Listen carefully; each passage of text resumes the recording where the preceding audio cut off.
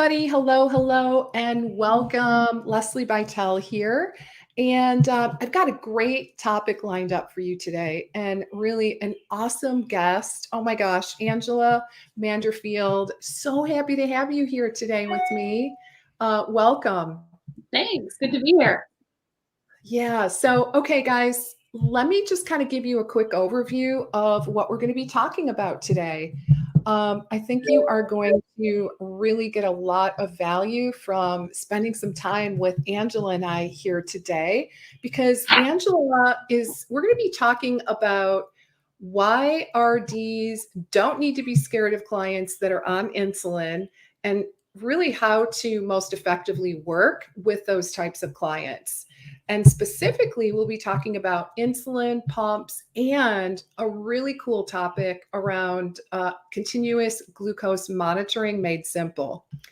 And really, the intention is to just help you actually better navigate and potentially better manage your clients that have either type 1 or type 2 diabetes, right? So really excited about this. Let me just kind of give you all a quick overview on some of the things that we'll be talking about today. So we're going to touch on how to help clients reduce the need for medications, increase their energy, and lower their blood sugar, which is awesome. How to use an integrated functional nutrition approach to manage type 1 and type 2 diabetes. So guys, this part is really critical because we'll be looking at it more from an integrative functional lens. And little known tricks that RDs can teach their clients to get better results, and exactly what to look for in a CGM reports as an RD. So we'll be taking a closer look at what the options are and specifically what you need to look for. All right. So Angela. So I've known Angela, gosh, for a long time now. She just told me that her son turned 9. I don't even know how that happened, right? He's almost to the double digits, right? Yeah. And Angela was a client of mine. Actually, she's currently in one of my courses, Lucrative Course Blueprint. So really so very delighted to reconnect with you and be able to chat about, your business and then specifically around how to better manage diabetic patients. So Angela, why don't we kick things off with you sharing just a little bit about your journey? Just kind of an overview of, specifically how did you zero in on this niche? And I know you also have a book, right? Mm-hmm. On this topic, which could be a whole nother Facebook Live. I have a feeling that our audience would be really curious in terms of the process that you went through to write your book. But yeah, why don't you just kind of give us a little bit of the backstory?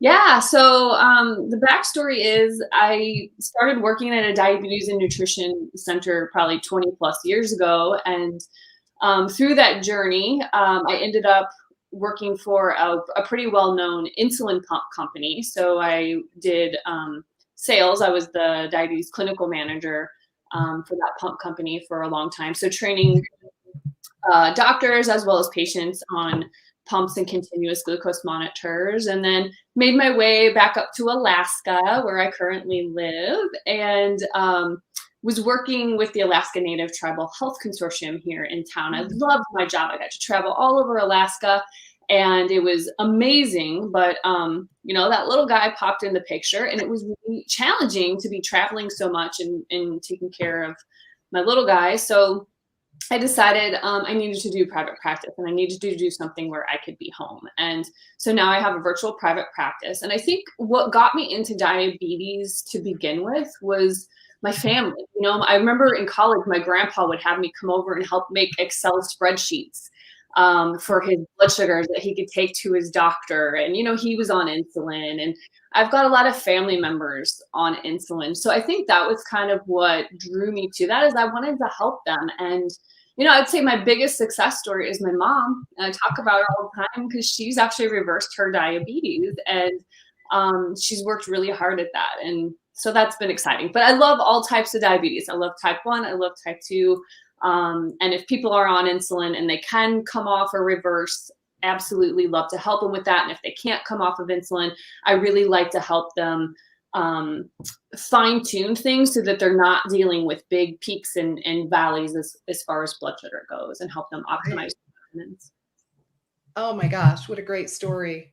I can see why this would be your passion, especially, you know, your corporate experience and having family members who are actually struggling or were struggling with this disorder. All right. So let's go ahead and jump into some other areas that we want to make sure we cover today. So what would you say, like, really one of the topics we want to cover today is that fear that many practitioners, including RDs, have around working with patients that are on insulin. What do you think that's about? You know, I think it's a couple things. You know, part of it is, you know, we know about insulin, but we don't know the exact mechanism of action. We don't always learn that in school. So when you present to a patient who's on insulin, you know, I used to feel this way. I always used to think they're going to know more than me, and they're going to think I'm not knowledgeable, and then I'm going to lose their trust, and they won't care, you know, what I say from here moving forward. And then the other piece, I think that dietitians, you know, even if you do have a decent understanding, I think a lot of times the worry of hypoglycemia, the patient is always worried about that, but also the dietitian is like, ooh, I hope I don't, because the goal, right, is helping them with their food and doing everything to get their blood sugar down, but we also don't want to cause them to go too low. So I think those two are some of the biggest fears that practitioners have in dealing with people on insulin. Yeah, that makes sense, because it is a different animal, right? In terms of, yeah, just being really precise in managing those blood sugar levels. So what would you say you know, like, what are some of the basic tenets that practitioners need to really understand in order to help them feel more confident and comfortable in working with these patients? Yeah, well, I mean, if we think about it, our pancreas makes one type of insulin. And you know, there's tons of different types out there. We have basal insulin and we have bolus insulin. And if you're not familiar with those terms, the way I teach my clients is basal means base. It's the background insulin that we need to cover us, you know, in the absence of food. And then the bolus, I say think bowl, like we eat out of a bowl. Bolus is the insulin that we take for food or for correction. And, you know, our pancreas doesn't make like a long-acting insulin and a short. It makes one type of insulin and it delivers it on demand. So if you think about it that way, you know, that's how we want to try to approach insulin with our patients. And if they have to take multiple daily injections, you know, they've got their basal, but the bolus is what we can really help them out with in terms of, you know, matching it to the food that they eat, making sure that they have the right composition of food to get the best results and to not always have that spike in blood sugar. And I think the other thing that we really need to think about, especially from the integrative functional approach, is we need to improve insulin sensitivity, not just in people with type 2 diabetes, but also people with type 1 diabetes can also have insulin resistance. And this all goes back to gut health, as you all know, because I know you're passionate about this. But we do have to think about how can we optimize the patient's gut health, because if we can really foster that good bacteria and keep their gut health the way that it needs to be in good order and in good balance, they don't need as much insulin typically, and their body responds a lot differently to the food that they eat. So I think that's huge. Yeah. I mean, I gotta say that the gut health part, yeah, we're all passionate about that, I'm pretty sure. But I don't think that a lot, or maybe it's just me. Let me just say, maybe it's just me, but I wouldn't necessarily put those two things together, although it makes sense because gut health is related to everything. But it's just so interesting because it's definitely not the first thing I would think of, right? Is, you know, making that connection. And I wouldn't necessarily even think about trying to increase insulin sensitivities for type 1 diabetics. Like that wouldn't even occur to me. I'm not doing this work anymore, so it's been a while. But I guess my question is, when did we as a profession start to have more awareness around, the connection with gut health and diabetes and insulin control?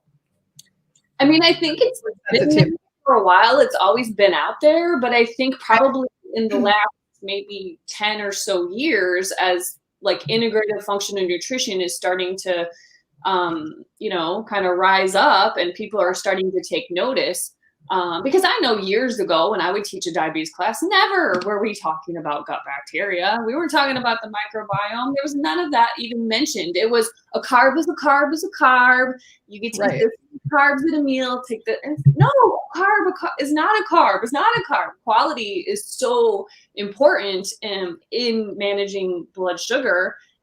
For the short term, as far as that spike goes, but also for the long-term health. Like just because somebody has diabetes doesn't mean, I guess what I tell people with diabetes is you don't have to eat any differently than me. Just because I don't have diabetes doesn't mean I can have a free-for-all with the gummy bears because, my pancreas can handle it. That's not good for my gut health, and that sets me up for problems later on. So I think that shift has been coming, for the past few years. But, we used to teach that as diabetes educators. Sure, you can eat whatever you want. Just keep it in that little carb budget.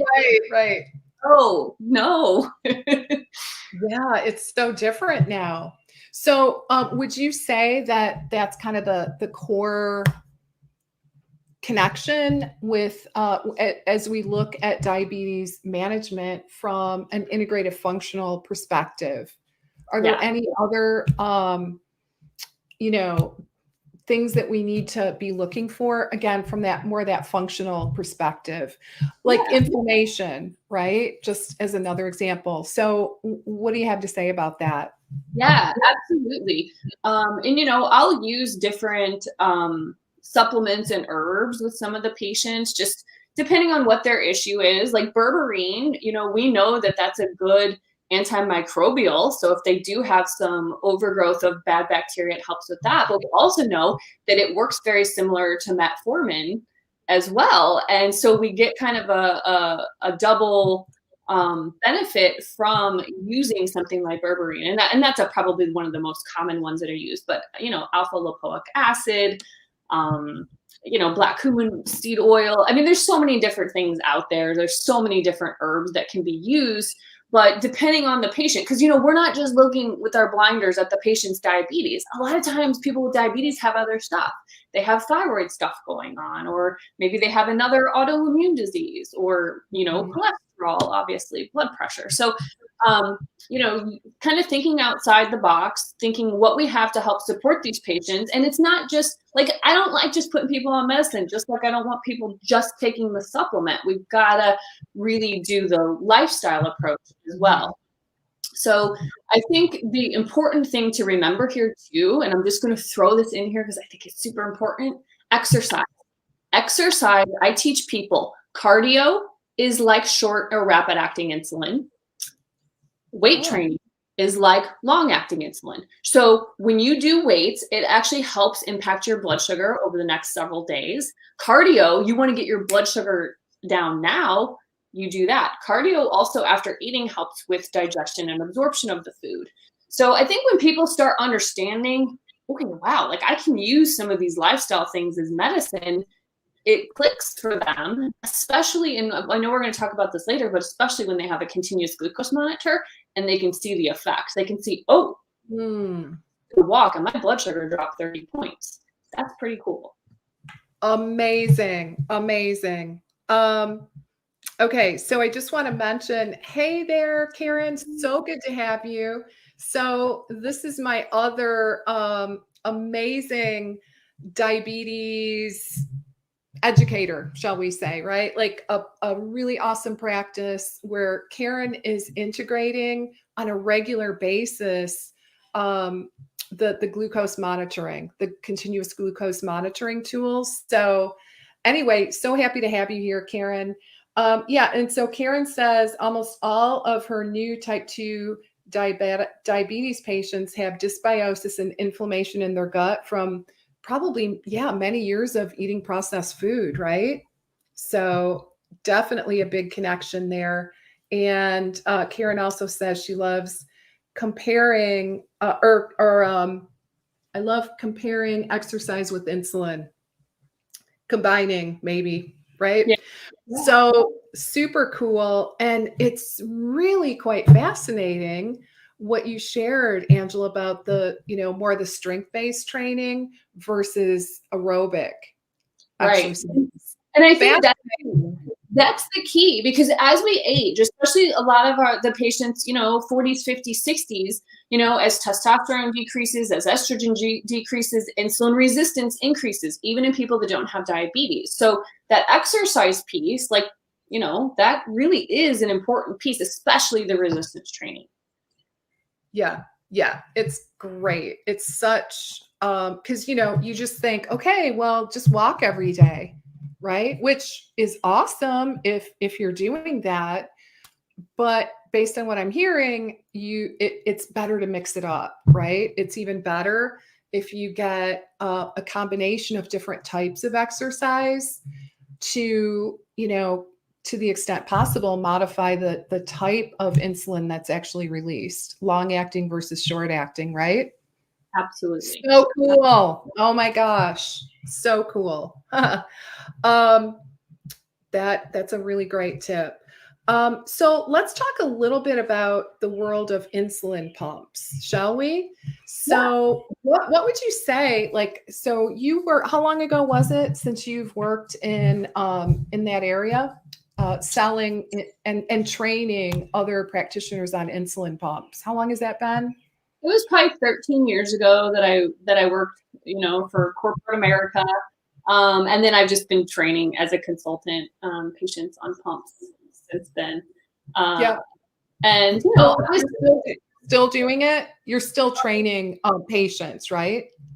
yeah. Okay. Still training patients on pumps. And I remember when the integrated system came out. Like I'll be honest, I think I almost cried a little bit. I was like, oh my gosh, this is the coolest thing ever. And I know it's only going to get better, but like the technology kept coming out. And we're like, okay, it's got this suspend on low, but big deal. I'm already low and the blood sugar, now it's going to beep at me. How helpful is that? And then it got to where the pump would suspend the insulin before a patient got low. I was like, okay, I want something. This is cool. And now we're at the point where it's a self-adjusting basal. So these integrated new, hybrid closed loop systems have a self-adjusting basal. And what happens is patients usually need a lot less basal insulin, and we get more aggressive with the bolusing. So I think as dietitians, one of the things that we can really help patients with, and this is whether they're on insulin pumps or whether they're taking injections, is, timing is so key with insulin, whether you're bolusing with an insulin pump or whether you're just giving that injection.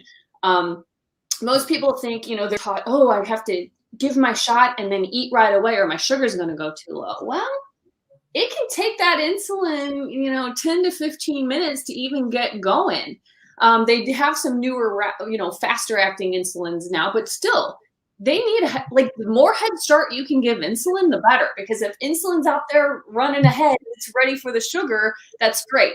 If sugar gets a head start, there's really no catching up with that. It's going to take off. It's going to take some time to get it back down. So as dietitians, one of the things that we can work with patients the most on is timing of their insulin. So trying to get their insulin in at least 10 to 15 minutes beforehand. If their blood sugar is high to begin with, before they go into a meal, they can bolus 30, 40 minutes before they start eating. Because think about it, if your sugar's at 200, you only wait 10 minutes and then you add more carbohydrate, what's going to happen? Your sugar's just going to go that much higher. So, patients do need to look at what their blood sugar is prior to eating, maybe even a couple hours. That's why scanning those CGMs are so cool, because then they can really fine tune their insulin better. So I usually tell my patients, if 80% of the time you can get that bolus in and give that insulin a head start, we're in a really good place. And the times that you forget, a trick that you can use is you can eat your protein and your vegetables first, have your carbohydrates last. That buys you some time. And there's been studies that show, even if you don't take insulin, if you eat your proteins and vegetables first, you might have like a 40% lower spike in blood sugar than if you were to eat those carbohydrates first. So that's where we know the makeup of our meal, eating more fiber, eating more fat, making sure that protein is there, is super important, not only for our gut health, but also in preventing that post-meal spike. Right. Yeah. It's, I actually just read about that the other day. A new study that came out on that topic precisely. So, which is super interesting, again, even for people who have type 2 diabetes. And I'm not an expert in this area, but I would even venture to say those people that are trying to prevent type 2 diabetes, right? Like they've been told that, we got to keep an eye on this. Your, A1C is creeping up, right? So, and it doesn't mean you can't eat carbs, right, Angela? Right. And it's not like you have to don't eat, what diet was that years ago? I don't know if it was it Atkins? I'm not sure, but wasn't there a diet, like one of the diet fads years ago where they're like, don't ever eat carbs and, protein at the same meal? It's not like that. It's just eat your protein and fat first, or your protein, fat, and veggies, right? Yeah. And then it goes back to quality, because who wants to live life, I just got off the phone with one of my patients. She's from the Philippines. Like, she's like, I can't live without rice. I'm like, I'm not gonna to. I would never ask that. But we focus on more bitter melon, more mung beans, more things that are gonna help promote good blood sugar control. And then have a little bit of rice, because some people are gung-ho and they do super low carb and they can run their blood sugar at a flat line and it's great. Yeah. That's not for everybody. We really do have to individualize it, to our, which you guys already know that. Everybody knows, all the dietitians know that. But we want to really individualize that care. It's not a one size fits all. Exactly. So, so any other tips that you want to share in terms of, ideas that we can share with our clients and patients in terms of, dietary modifications? Yeah. So there's a couple observations that I've made. I don't have any study that supports this, but especially with my patients on pumps, because I can see how many carbohydrates they ate, how much insulin they gave, and I can see what happens with their blood sugar. It is rare that I can watch a patient eat a typical standard American diet meal that exceeds 70-ish carbs or higher and not get a crazy high spike in their blood sugar. It's rare. I tell people, look, if you're not gonna optimize your food, really focus on high fiber, try to get at least 10 grams of fiber per meal, then maybe don't go over 60 carbs per meal, because there's no way to stop that train. It just goes up. Yep. So when I see my patients putting 70 carbs in, 100 carbs at a time, I'm like, okay, we might just need to cut the portions a little bit. But so exceeding 70 carbs at a meal can be really hard to stop the spike. And if they are going to do that, I tell them, hands down, you have got to go move after a meal. I don't care if you have type 1 or type 2. You've got to do some movement if we want to kind of level things out. I think the other really important thing is not only the timing that we talked about earlier, but really teaching patients about insulin. So when they take that shot of rapid acting insulin, it peaks at about an hour and a half to 2 hours, but it has a mechanism of action that can last up to 4 or 6 hours even. Some people metabolize it faster, but you have to remember that. So if a patient gives a shot of insulin and they think, oh, I'm going to do low carb, I'm going to do this, and they're like, yeah, my blood sugar only went up 30 points after I ate at the peak. Yay, that's good. But let's think about this. You just took insulin. It's going to last 4 hours. And if you only went up 30 points and maybe your blood sugar's at 130 post-meal, you still have active insulin in your body. So there's a pretty good chance in the next few hours you're going to have a low blood sugar. So that is something that we can help patients with, especially if they have a continuous glucose monitor. Because I do teach patients, if they're going to do paired testing, like checking before they eat, checking 2 hours after, a 30 to 50 point increase is a decent expectation. You know, it doesn't have to be perfect. But if they give a shot and they only go up 30, so maybe they started at 100, they ended at 130 at 2 hours, there's a good chance they're going to drop probably pretty low. So that might be something where you can help them. If you or the patient has the ability to adjust their insulin a little bit, you might want to say, okay, we know that you're more sensitive to insulin now after we've been working together, and maybe you need a little less insulin, because that's where that hypoglycemia fear comes in. Because when a dietitian or other practitioner is really good at their job and helps the patient eat healthy, if you don't adjust that insulin so that they're getting less, we're setting them up for failure. They're always going to get a low blood sugar, they're going to have to treat it, and then everybody's going to get frustrated. Such good, just great information and great strategies. I know we're getting quite a few questions, so I'm going to circle back to the questions in just a moment.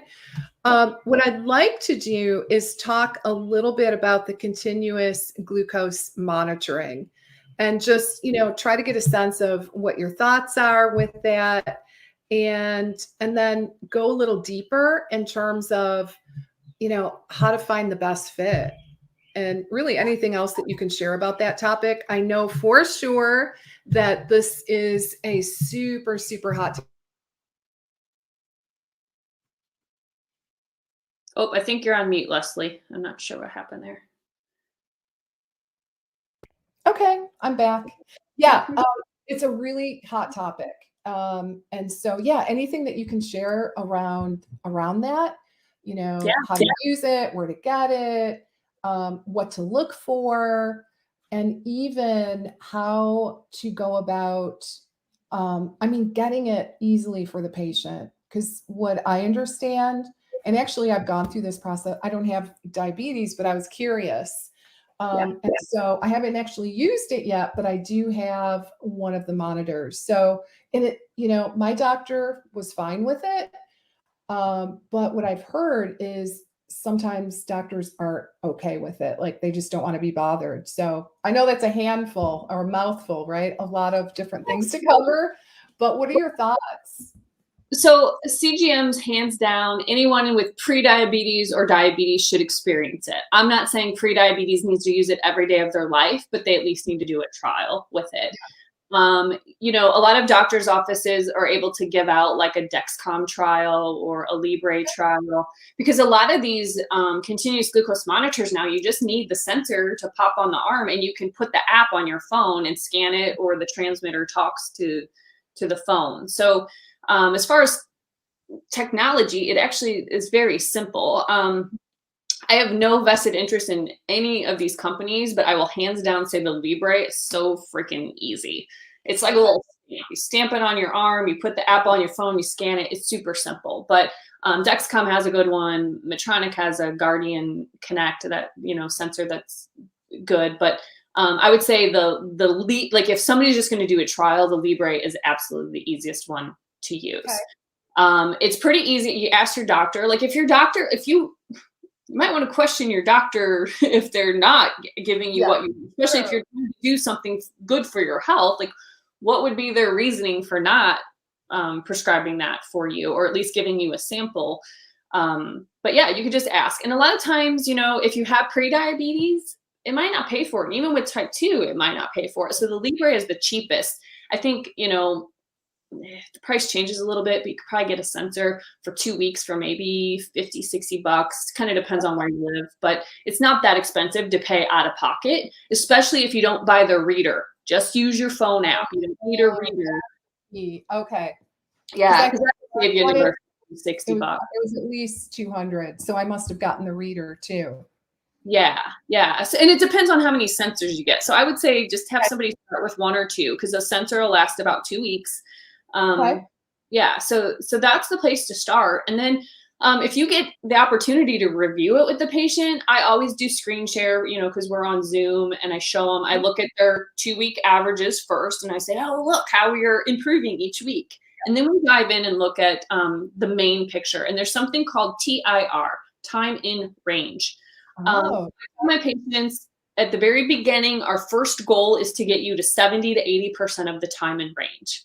Once we do that, then we can start fine tuning things. Obviously, we don't want any lows, but definitely under 5% lows. Like I said, I don't want any lows, so we need to address them first if there are lows. But I will say sometimes if people lay on the sensor, like in the middle of the night, it'll show their blood sugar goes to 40. Oh. You probably didn't, unless I tell them, unless you're shaky, dizzy, sweaty, and you feel symptoms. It could have been you just put pressure on it. That interstitial fluid couldn't flow over the sensor, and it showed up as a 40. But sometimes those are mistakes. But patients need to obviously take the data and also pay attention to how they feel. I was just going to ask, what if someone's doing intermittent fasting? Is that a concern in terms of going too low? And intermittent fasting, just, like trying to decrease their feeding window, right? So, maybe they're, 12, 16 hours not eating. So do we have to be worried about that in terms of going to? That's a good thing. I recommend time restricted feeding for a lot of my patients if we're trying to lower fasting glucose a little bit. It's a pretty good work. There have been some studies, and I'm not too strict about this, but there have been some studies that people with diabetes type 2 particularly tend to do better with an earlier time restricted feeding, where like they eat 7 to 3 or 8 to 4, or somewhere like an earlier time frame in the day. Because a lot of people like to skip breakfast and do like 12 to 8. But integrative functional, think about it, like we don't like people eating 3 hours before bed. We want digestion and all that done ahead of time.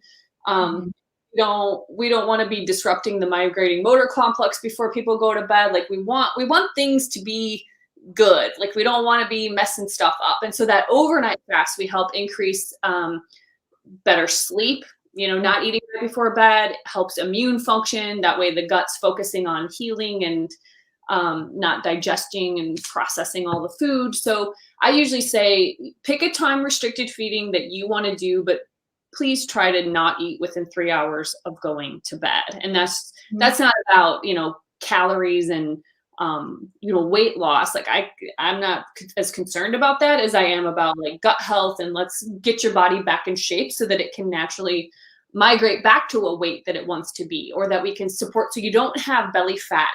Because again, I don't care how you look in the swimsuit, the belly fat is causing the insulin resistance. That's what we're more concerned about. So, I don't want people dieting just to change the number on the scale, but we really do want to pay attention to what they're eating so we can fix the inside to help people back on track. I just went on a tangent. Sorry about that. Yeah, no, it's great. It's so helpful. So basically then, like, okay to like, because a lot of times people say, well, I get so hungry. Is that going to, I just think that some people are afraid of letting themselves get hungry, especially if they're trying to reduce that eating window. And if you get hungry, they should eat. Eat if you get hungry. It's not the end of the world. The time restricted feeding is only a tool, and the CGM can really give feedback, and patients can be like, oh, when I did time restricted feeding that way, I woke up with a blood sugar in the 90s. Wow. That kind of reinforces things. And then we teach them, okay, higher fiber dinner, making sure you have enough fat and protein at dinner. And then maybe don't stay up till midnight if you eat dinner at 6, because, sleeping is important to our gut health and our diabetes control and all that. So that's another piece to talk about. But yeah, they don't have to be perfect. Time restricted feeding is a tool. And if it works for them, great. And if they can find a feeding period where they can still have dinner with their family and, not feel like they're sitting there drinking water while everyone's having a nice meal.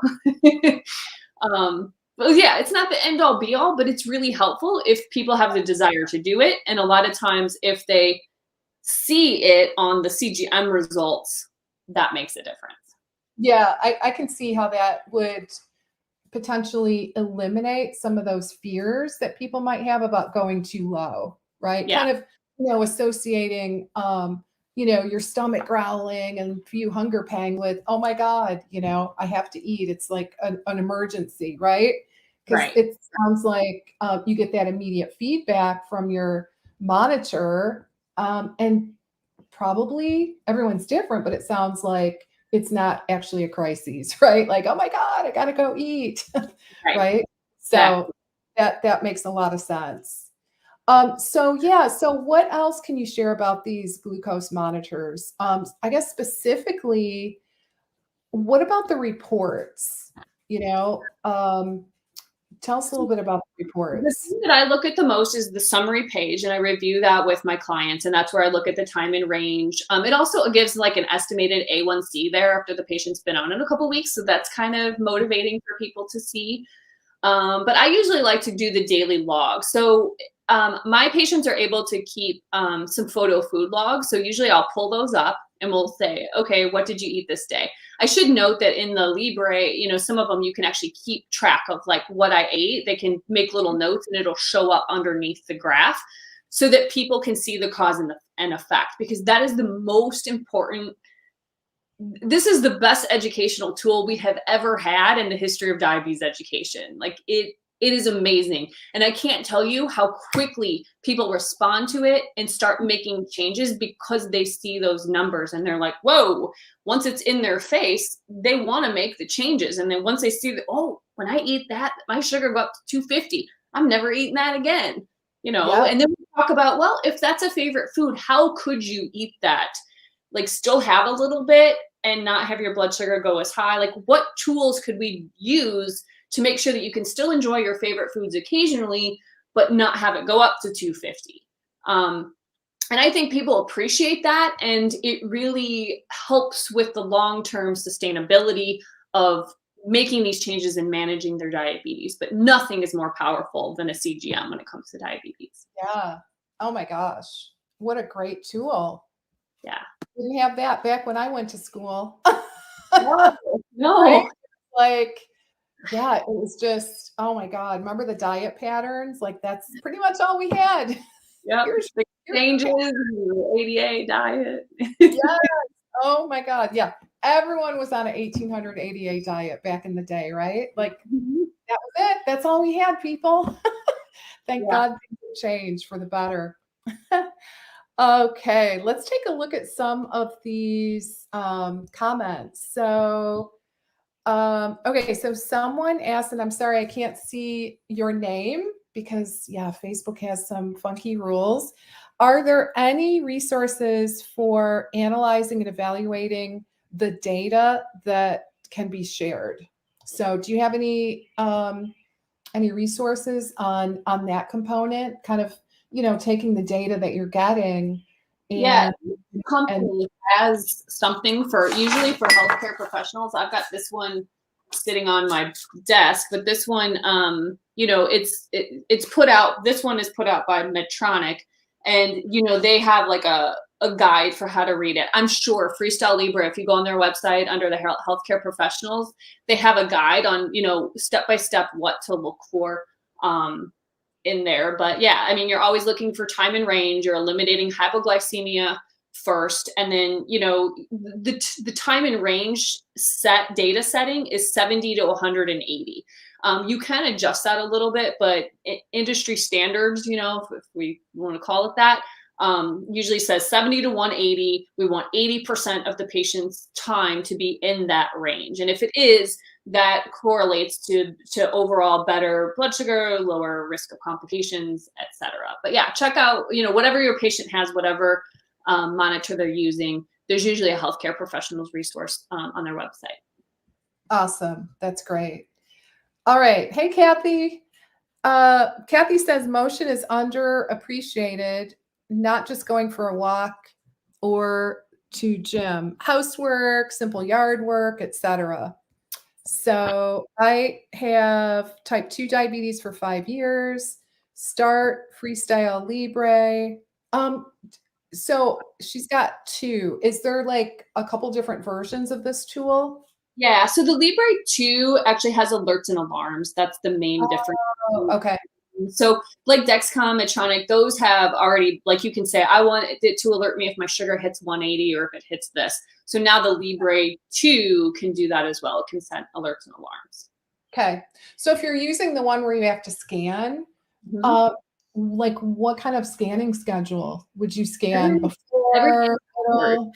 Yeah, every 8 hours is the minimum to have the data. But I mean, you know, back in the day when people had beaters were like, hey, could you check your sugar when you got up? Could you check it before and 2 hours after you eat? So there was like 6 to 8 times a day where they could check. So now if all they have to do is swipe, like the more the better. But I will caution that I have had patients get obsessive with it. Like Oh, scans a you day, and then they like feel like I can't take this thing off.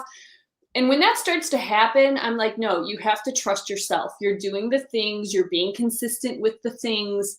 Why don't you take a break from the Libre for a month? I guarantee you, your world is not going to end. So I do watch for that sometimes because I have seen that happen quite often.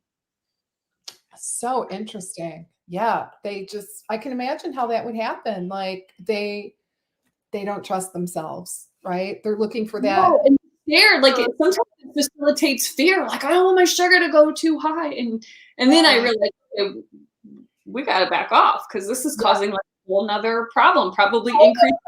right? Oh my gosh. I don't think I would have thought of that. So interesting. Okay, so let's see. This is from Sylvia. Hey, Sylvia. So she says, I love CGMs. Any suggestions to help correct hypoglycemia between 12 and 2 and 3 to 6 a.m.? And what could lead to, cause these spikes?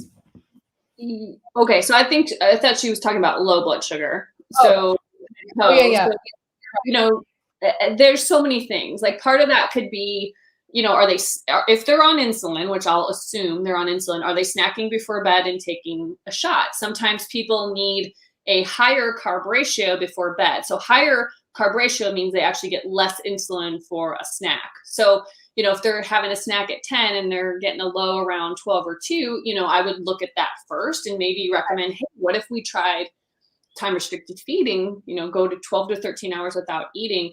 But usually I would take away a bolus before bed first and see if that fixes it. If they're still getting low, then it could be a basal problem as well. And that's where a pump is always better than like a long acting insulin, you know, that you take once a day, because the pump, you can actually say, oh, let's lower your lower your basal rate a couple hours before that low and fix that. Where with a shot, like there's no like taking anything out. Like it is what it is. It's a flat line and there's nothing you can do about it. Okay, great. And Sylvia has another question. Why would someone get a high blood glucose spike after eating vegetables first, then protein and fats and carbs with no more than 30 carbs? Any thoughts on that? Why would someone get a high blood sugar spike? Blood sugar jumps from 90 to 150 after eating vegetables first, then protein, fats, and carbs last. No more than 30 grams of carbohydrate. So, you know, they may look at what kind of vegetable they're eating, like what I would need to see more data. But Yeah. also, what's the person doing? I had a person pre-diabetes, not eating anything, just watching the news. It was during election time. Her blood sugar went up 50 points. So stress could be My another. God. Yeah. Stress is probably one of the most underestimated players in Wow. in diabetes, because it jacks up sugar like crazy. So, you know, the person might be more insulin resistant at a certain time of day. I would look at other factors going on, not just what's on their plate. And then also, what are they doing after they eat? Are they sitting and watching some television or reading?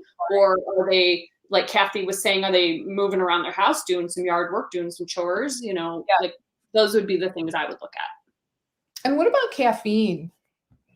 Caffeine creates insulin resistance. So I see this a lot in my patients that get up and drink coffee in the morning.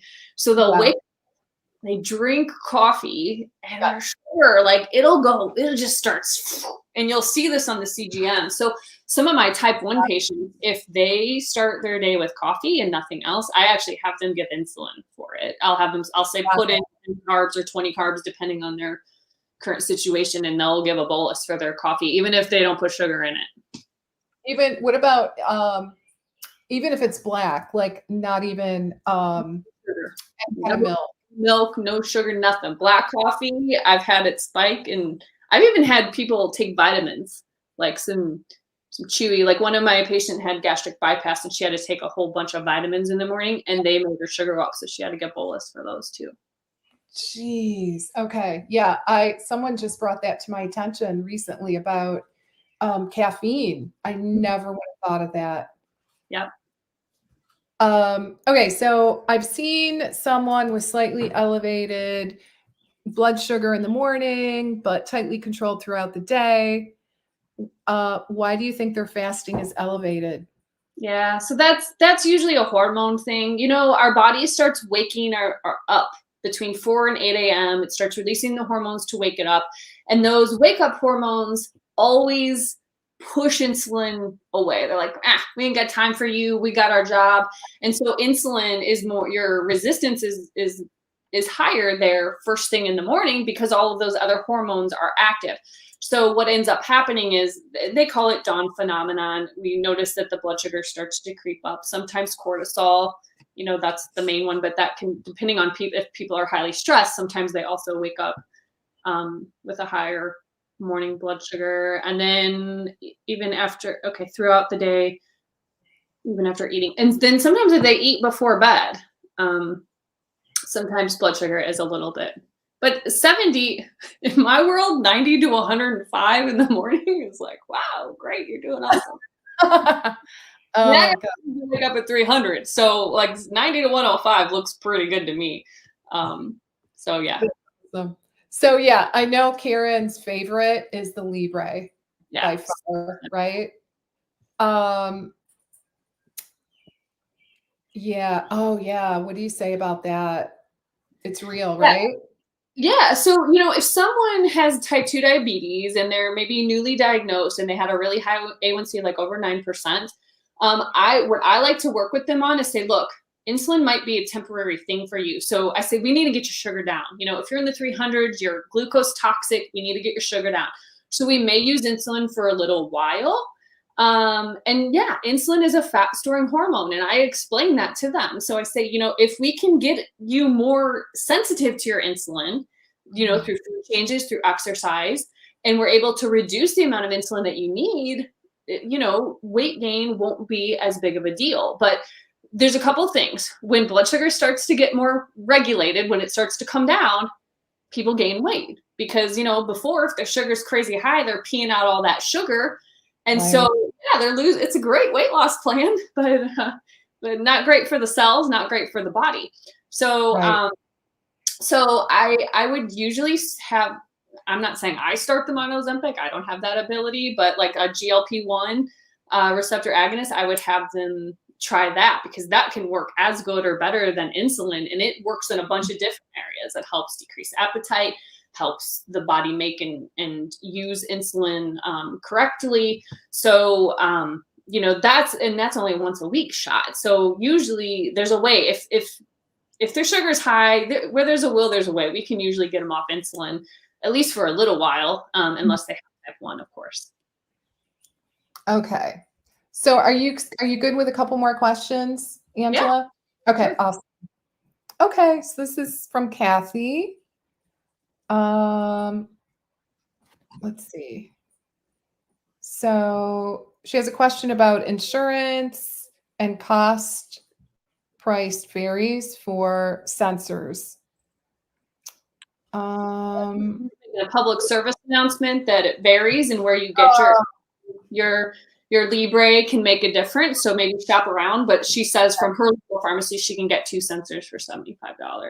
Oh, okay. Got it. Okay. That's awesome. Thanks, Kathy. Okay. Let's see. Yeah. Okay. So great questions, guys. Really good questions. All right. So, gosh, time flies, doesn't it? I'm um, fun. I'm fun. I know. Oops, let me take this down. Let's see here. Let's see if I can. I don't know why it's. Oh well, I must have done something. I don't know what I did, but it's not letting me remove that. Oh well, we'll keep it up. It's a service announcement, right? Yeah. So, all right, awesome. So, yeah, as we start to wrap up then today, is there any kind of final words of wisdom that you'd like to share today? I would say when you're working with people with diabetes, integrative function, it goes back to gut healing. If somebody type 1 is an autoimmune disease, so we're healing gut. Type 2, not an autoimmune disease, but definitely originates from some sort of dysbiosis in the gut. So, just focusing on the fiber, focusing on the healthy fats, and then meeting patients where they're at. If Leslie doesn't mind, I'm going to do a shameless plug. I've got my book, my Outsmart Yeah, Your Diabetes book.